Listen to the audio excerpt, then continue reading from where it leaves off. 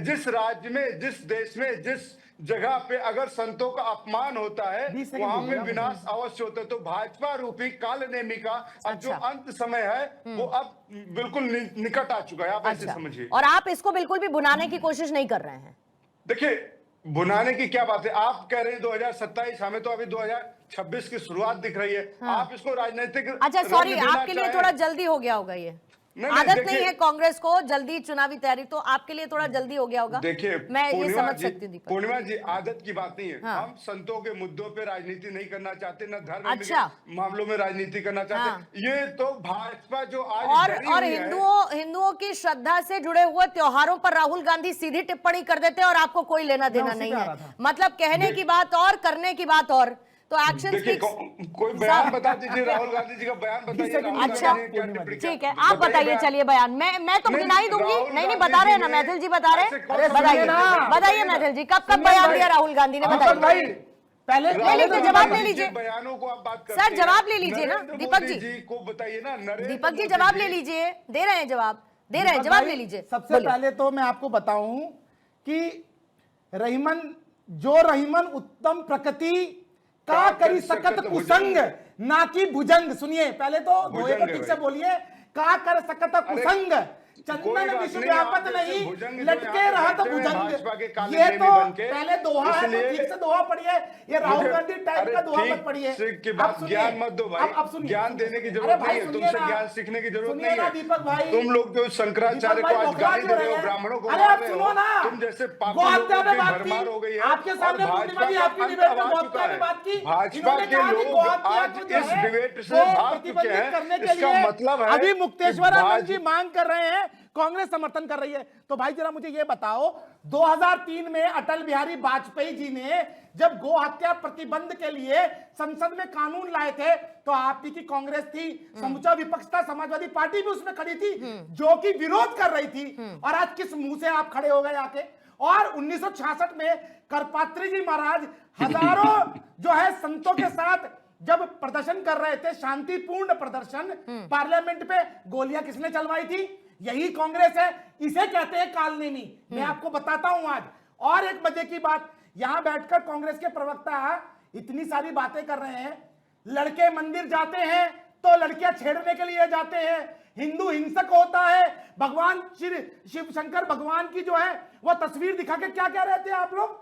और भगवान माता की जो पिंडिया थी वैष्णो देवी की, उनको क्या कह रहे थे? ये सिर्फ पत्थर की वो है, पिंडिया है। जो मतलब हिंदू धर्म के प्रति कितनी जो वो है, जवाब ले लीजिएगा, जलन वो दिखती है। एक बात और झा साहब, अभी राहुल गांधी जी को उनके दादाजी का लाइसेंस मिला है लंदन के अंदर, पता है आपको?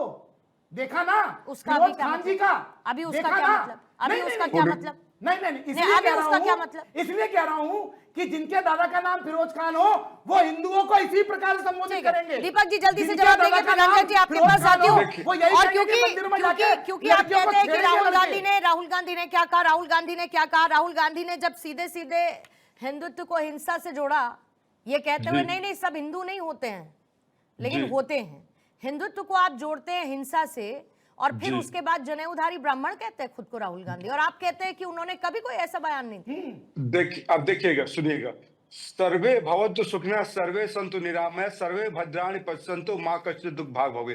ये हमारा सनातन है कि सभी सुखी हो, सभी निरोगी हो, सभी ठीक से रहें। और हमारे सनातन में हिंसा की बात नहीं है, हिंसा की बात कहीं नहीं आती है। राहुल गांधी जी ने कहा था कि जो हिंसा करता है अहिंसा परमो धर्म, लेकिन साथ में है धर्म हिंसा तथा यदि अहिंसा परमो धर्म है, लेकिन धर्म हिंसा पर तथैव भी है। हम शास्त्र भी लेके चलते हैं, शस्त्र भी लेके चलते हैं। हमारे सभी देवी देवताओं के हाथ में शास्त्र भी है और शस्त्र भी है।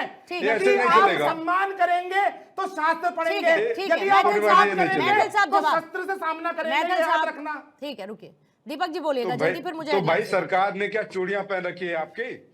अब सरकार ने चूड़ियां पहन रखी हैं का क्या मतलब? चूड़ियां पहनने काम करती है, चूड़ियों में क्या समस्या है? चूड़ियों में क्या समस्या है दीपक झा जी? सुनिए मैं बताता हूं, बात यह है। नहीं चूड़ियां पहनने से क्या तात्पर्य आपका? चूड़ियां मैथिल साहब मैं बात कर रही हूँ। चूड़ियां पहनने से क्या मतलब दीपक झा जी? सरेंडर कर देना। नरेंद्र चूड़ियां मोदी जी पहनना जिस मतलब तरीके से सरेंडर कर अमेरिका देना। के सामने ओके, सरेंडर कर नाउ देते हैं। Now hear me out. आपके घर में महिलाएं सुनिए। हैं? अरे आजकल आपके पुरुष भी घर में चूड़ियां महिलाएं पहनते हैं। हैं? आजकल पुरुष भी आपके घर में चूड़ियां महिलाएं पहनते हैं? अरे पुरुष भी चूड़ियां आपके पहनते घर में महिलाएं हैं? अरे पर्सनल की होने की जरूरत अरे है, नहीं, आपको क्योंकि पूर्णिमा जी। आप पर्सनल नहीं, हुए। नहीं।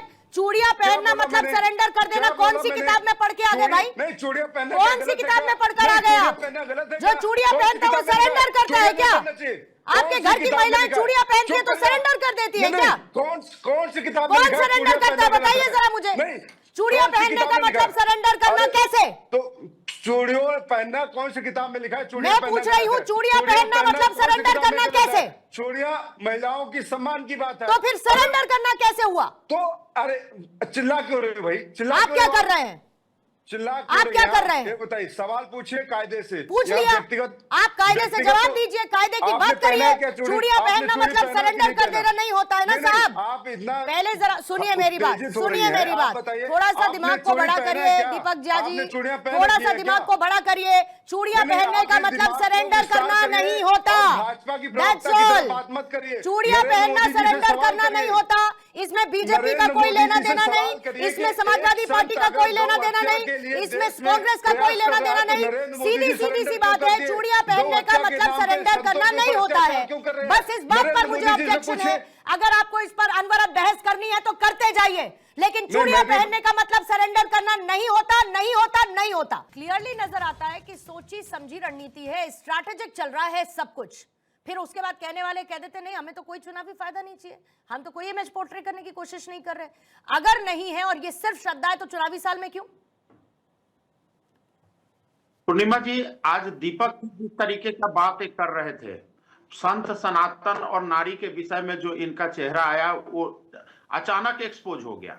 जिस तरीके से इनकी मानसिकता जो रही है, ये आज सनातन की चिंता करते हुए नजर आ रहे हैं। इनके सर्वश्रेष्ठ नेता ने ही कहा था कि हिंदू हिंसक होते हैं, ये सबने देखा है। दीपक जी आपकी आवाज प्रश्न नहीं आ ये रही है, नहीं, बस बता रही हूँ आपको। विषय ये नहीं है। हाँ, आज डिबेट का विषय ये नहीं है। आज डिबेट का विषय है कि जो मुक्तेश्वरानंद जी हैं उसको मारेंगे शंकराचार्य और हैं बात कि जब नहीं। कोई करेगा विपक्षी नेता तो उसको कहेंगे कि ये चुनावी मुद्दा है। मानसिकता कोई इसको- चुनावी मुद्दा नहीं है, इसका कोई चुनाव से वास्ता नहीं है। है। सीधी सीधी बात है आप कि नारी देश का में सम्मान गौ हत्या नहीं बंद होना करते चाहिए। हैं। लेकिन नारी का संगीत, सम्मान सोम नहीं है। जैसे व्यापारी नारी जो भाजपा के चूड़ी नेता आपने है कमजोर का और प्रतीक गौ बताया, हत्या वो और स्वाभिमान बीफ मांस के दीपक सबसे जी बड़े सुन लीजिए, एक्सपोर्टर फिर है। उसके वो बाद जवाब काम दे करते हैं इसके लिए। दीपक जी सुन लीजिए, फिर इसलिए जवाब दे दीजिए, इसलिए कोई दिक्कत गलत नहीं। बयानबाजी नहीं, गलत बयानबाजी नहीं करेंगे। ठीक है। चाहे कोई भी हो, भाजपा का प्रवक्ता हो चाहे कोई भी हो, यहाँ गलत बयानबाजी नहीं।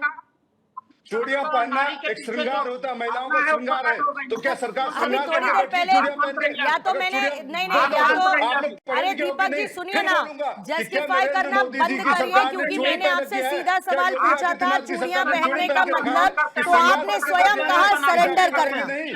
किसी ने आपके मुंह में शब्दों को नहीं डाला, आपने स्वयं कहा सरेंडर करना।